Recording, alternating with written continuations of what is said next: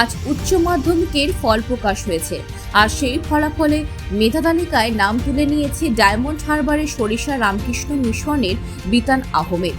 নবম হয়েছে বিতান আহমেদ, আর এই খবরে খুশির হাওয়া পরিবারের মধ্যে। খবর পেয়ে আশেপাশের মানুষরা ভিড় জমায়েত থাকে বিতানের বাড়িতে। আনন্দে মিষ্টি খাওয়ালেন বাবা ও মা। বিতান জানিয়েছে এই সাফল্যের পেছনে তার প্রধান কৃতিত্ব বাবা মায়ের, তারপরে স্কুলের শিক্ষকদের। তবে সাফল্যের খুশিতে কেঁদে ফেলল বাবা মা ও বিতান। আগামী দিনে চিকিৎসক হয়ে মানুষের সেবা করাই তার প্রধান উদ্দেশ্য বলে জানালেন বিতান আহমেদ। পরীক্ষা ভালো দিয়েছিলাম এবার।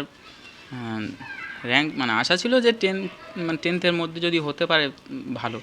এবার 90 হবে বা টেন্থের মধ্যে মানে 1 থেকে 10-এর মধ্যে থাকবো এরকম কোনো ধারণা মানে এরকম ভাবিনি যে এতটা হতে পারে, কিন্তু হওয়ার একটা সম্ভাবনা ছিল। মানে পরীক্ষা দিয়ে বুঝতে পেরেছিলাম। মানে মেনলি আমি ভেবেছিলাম যে কেমিস্ট্রি, ইংলিশ আর ম্যাথ অনেক ভালো হয়েছিল, খুবই ভালো হয়েছিল। ম্যাথে দেখলাম যে 100 এসছে, আর বাকিগুলো 100 আসেনি কিন্তু ভালো হয়েছে। আর বাকিগুলো হয়েছে ভালো, কিন্তু যে খুব বেশি ভালো হবে এরকম আশা করিনি। যে খুব বেশি মানে 100 বা 99 এরকম হবে আশা করিনি, কিন্তু হয়েছে 90-র উপরেই সবগুলো রয়েছে মোটামুটি দেখেছি। না, মূল ক্রেডিট ছেলের। আমরা সহযোগিতা ওর, বিশেষ করে ওর মা সহযোগিতা সবসময় করেছে। আমি খুব সময় কম দিই, কিন্তু তার মধ্যেও যতটুকু আমি সময় পেতাম ছেলের কাছে যেতাম, ছেলের খোঁজখবর করতাম।